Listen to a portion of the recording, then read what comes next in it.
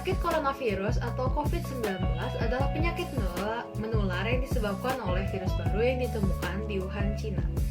Penyakit ini menyebabkan penyakit pernafasan seperti flu dan gejala seperti batuk, demam, dan dalam kasus yang lebih parah, kesulitan bernapas. Anda dapat melindungi diri dengan sering mencuci tangan, menghindari menyentuh wajah, dan menghindari kontak dekat dengan orang-orang yang kurang sehat. Sebagian besar orang yang terinfeksi virus COVID-19 akan mengalami penyakit pernafasan ringan hingga sedang dan akan sembuh tanpa memerlukan perawatan khusus. Namun, orang yang lebih tua dan mereka yang memiliki masalah medis mendasar seperti penyakit kardiovaskular, diabetes, dan penyakit pernafasan kronis, dan juga kanker, lebih mungkin mengembangkan penyakit yang lebih serius. Saat ini, virus corona memiliki berbagai macam dampak bagi kehidupan kita sehari-hari. Baik itu dampak di bidang ekonomi, sosial budaya, dan terutama di bidang pendidikan, yang kebanyakan menggunakan mekanisme pengajaran jarak jauh atau belajar dari rumah. Berikut adalah beberapa dampak-dampak corona pada bidang pendidikan. Saya akan menjelaskan dampak corona di bidang pendidikan. Presiden Jokowi dalam rapat terbatas yang diselenggarakan pada Selasa, tanggal 24 Maret, bersama menteri terkait, sudah ketok palu.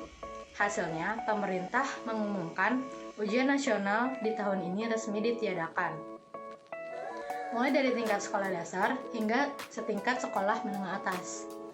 Langkah tersebut diambil sebagai bagian dari sistem respon pandemi COVID-19, yakni dalam rangka memprioritaskan keselamatan dan kesehatan rakyat. Kebijakan pemerintah meniadakan UN menurut Fajrul harus disambut dengan partisipasi aktif warga dalam penerapan perilaku physical distancing. Sesuai jargonnya, bekerja dari rumah, belajar dari rumah, dan ibadah di rumah. Opsinya ada dua, melakukan ujian sekolah berstandar nasional atau USBN secara online, atau menerapkan metode kelulusan dengan menimbang nilai kumulatif siswa selama belajar di sekolah. Karena belum final, Kemdikbud masih akan terus berkoordinasi dengan Presiden Jokowi untuk mengeluarkan kebijakan terkait penggantian UN.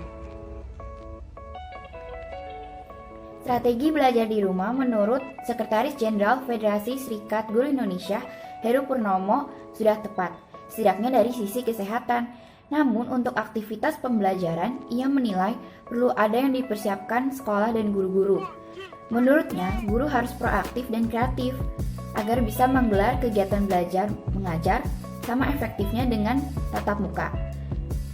Dia menerangkan agar strateginya harus dipetakan oleh Bapak dan Ibu guru. Hal senada juga dikatakan oleh Koordinator Nasional Jaringan Pemantau Pendidikan Indonesia, Ubaid Matraji. Selain guru, ia menjelaskan orang tua pun harus ikut memantau kegiatan belajar mengajar si anak di rumah. Dia menerangkan bahwa belajar di rumah itu bukan libur, bukan berarti tidak ada aktivitas literasi, tetapi belajar dengan target yang sudah ada di kurikulum. Tantangan lebih besar akan muncul jika kebijakan ini diterapkan di daerah dengan infrastruktur, internet, dan teknologi yang kurang memadai, seperti di desa-desa. Hal serupa berlaku bagi peserta didik yang kurang memiliki akses terhadap teknologi dan internet. Selain itu, masalah lain yang perlu diperhatikan adalah para siswa juga akan mengalami kesulitan untuk melakukan konsultasi dengan guru, terutama untuk pelajaran yang dianggap membutuhkan penjelasan dan pemahaman yang lebih mendalam, misalnya matematika. Dilansir dari CNN Indonesia, belasan ribu orang menandatangani petisi yang menuntut penghapusan kewajiban skripsi bagi mahasiswa terkait risiko penularan virus corona COVID-19. Per 1 tanggal 28 bulan 3, pada pukul 22.58 WIB, jumlah penandatanganan petisi di situs Change.org itu telah mencapai 14.421 orang. Dalam pengantarnya, kondisi terkait COVID-19 saat ini telah membuat para mahasiswa kesulitan mengerjakan tugas akhir agar bisa kuliah tersebut. Selain itu, pembuat petisi tersebut, Farul Adam, meminta pemerintah ataupun pihak kampus dapat meringankan biaya uang kuliah tunggal atau UKT. Kami berharap pemerintah maupun pihak kampus dapat memberikan keringanan UKT atau membebaskan skripsi, sebab penelitian skripsi ditunda akibat pandemi corona. Bimbingan secara online tidak efektif. Demikian perkataannya di dalam pengantar petisi tersebut. Tapi ternyata tak semua mahasiswa tingkat akhir setuju pada usulan penghapusan skripsi. Salah satunya mahasiswa tingkat akhir di Universitas Pasundan, Yoga Rahadian. Yoga mengatakan lebih menyetujui penghapusan uang kuliah selama virus corona, sedangkan skripsi dinilai tetap perlu untuk diukur peningkatan kualitas sang mahasiswa. Berikut ucapannya kepada CNN Indonesia pada Sabtu 28 bulan 3. Meskipun ini dilematis, namun skripsi itu salah satu alat untuk mengukur peningkatan kualitas. Yang harus dituntut ke Kemendikbud adalah penghapusan uang kuliah selama pandemi corona. Bahkan, seharusnya tidak berlaku seterusnya. Mahasiswa tingkat akhir lainnya, Kamaluddin Ruzaki, juga lebih memilih dihapuskannya uang kuliah ketimbang penghapusan skripsi. Mahasiswa jurusan Hubungan Internasional Universitas Pasundan tersebut berpendapat bahwa lebih baik yang dihapus itu uang kuliah, karena bagi mahasiswa yang bersungguh-sungguh skripsi bisa menjadi perwujudan buah pikiran. Begitu pula mahasiswa Universitas Islam Negeri Syarif Hidayatullah Jakarta, Syahrizal, yang menyatakan tidak setuju adanya penghapusan skripsi. Ia lebih memilih untuk menghapus uang kuliah di tengah pandemi corona. Kepala Bidang Humas Kemdikbud, Ade Erlangga, menanggapi permasalahan ini. Dirinya menyebut penghapusan skripsi bisa dilakukan oleh program Kampus Merdeka. Dalam penjelasannya, skripsi bisa digantikan dengan riset atau kegiatan sosial lainnya. Berikut perkataannya kepada CNN Indonesia. Kalau setiap kampus bisa menerapkan program Kampus Merdeka, maka skripsi bisa diganti dengan riset kegiatan sosial, dan 3 semester dapat diganti dengan mata kuliah di prodi lain. Mengenai penghapusan uang kuliah, Ade menyebut itu merupakan kewenangan tiap institusi, terutama kampus negeri yang menetapkan UKT sesuai dengan kemampuan masing-masing individu. Ade berkata, untuk kampus negeri, UKT akan disesuaikan dengan kemampuan masing-masing orang. Untuk kampus swasta, itu diserahkan kepada kampusnya. Sebenarnya, penghapusan atau penundaan uang kuliah menjadi kewenangan pihak kampus.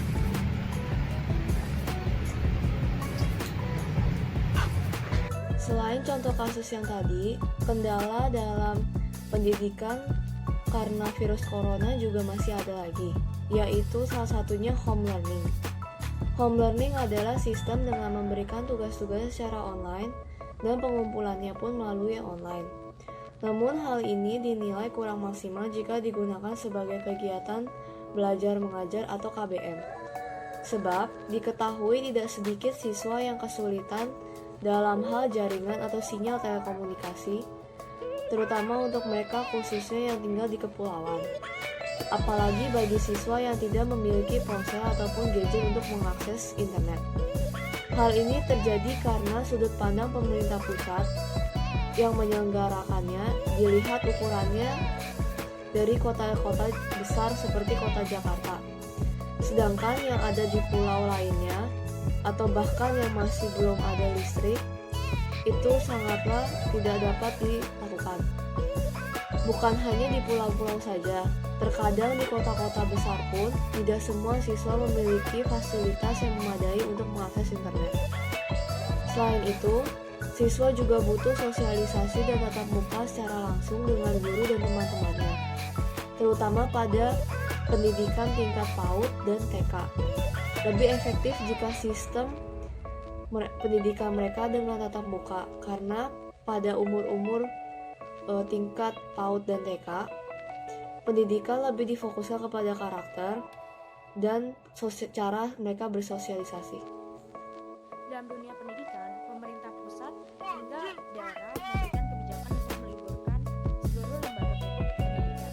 Hal ini dilakukan sebagai upaya mencegah meluasnya penularan virus corona. Sebenarnya hal ini bukan masalah bagi sekolah atau universitas yang sudah menggunakan sistem pembelajaran daring. Namun masih banyak sekolah dan universitas yang belum menguasai sistem. Maraknya COVID-19 ini juga berdampak bagi kegiatan belajar di Indonesia. Pemerintah terpaksa meliburkan para siswa untuk pencegahan penularan virus ini. Sampai sekarang, sudah banyak sekolah yang menggunakan sistem belajar di rumah masing-masing. Saat ini berdasarkan informasi bahwa Kemendikbud turut menggandeng 7 platform belajar online yang dimaksudkan Sekolahku, Jenius, Weaver, Juga Indonesia, dan lain-lain. Setiap platform aktif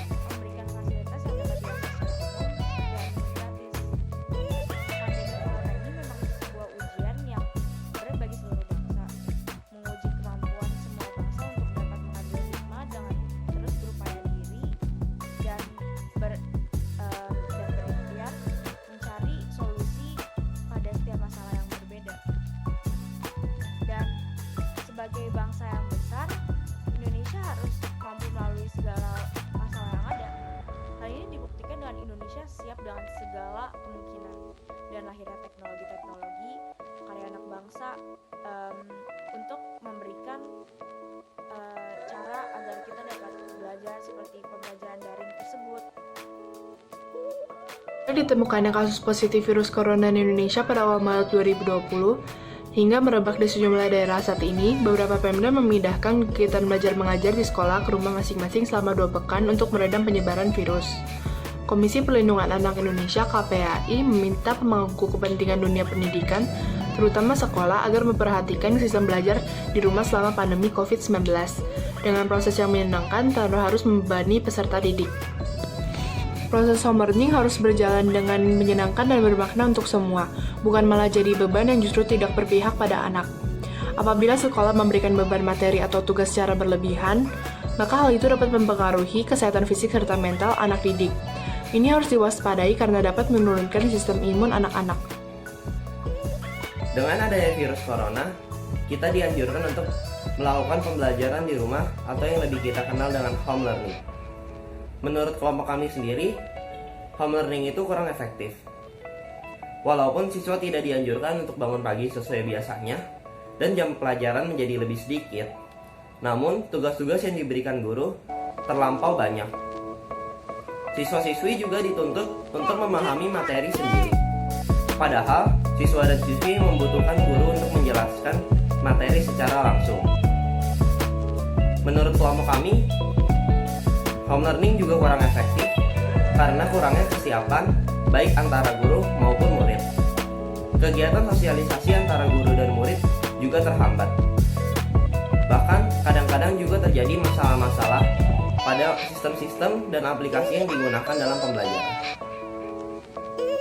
Nah, jadi selama siswa belajar di rumah, sekolah jangan terlalu membebani dengan tumpukan tugas sekolah. Hanya akan membuat anak cemas dan merasa khawatir dan merasa terbebani. Apalagi jika anak tersebut sebenarnya sedang hal itu akan membuat anak itu lebih mudah terserang penyakit dan terserang virus. Nah, seharusnya pembelajaran di rumah ini menjadikan sarana untuk saling memotivasi, saling menumbuhkan rasa ingin tahu anak, mempererat hubungan, dan saling membahagiakan. Nah, ketika seseorang merasa bahagia, maka imun seseorang tersebut akan terjaga. Dalam kondisi seperti ini, kompetensi akademik ini bukanlah hal prioritas utama lagi, tetapi yang utama adalah kompetensi bertahan hidup untuk saling mengingatkan gaya hidup sehat, serta selalu menjaga kebersihan diri kita dari segala lingkungan di luar sana. Nah, selain itu, selama proses belajar di rumah, diharapkan para guru dan siswa bisa terus menjaga komunikasinya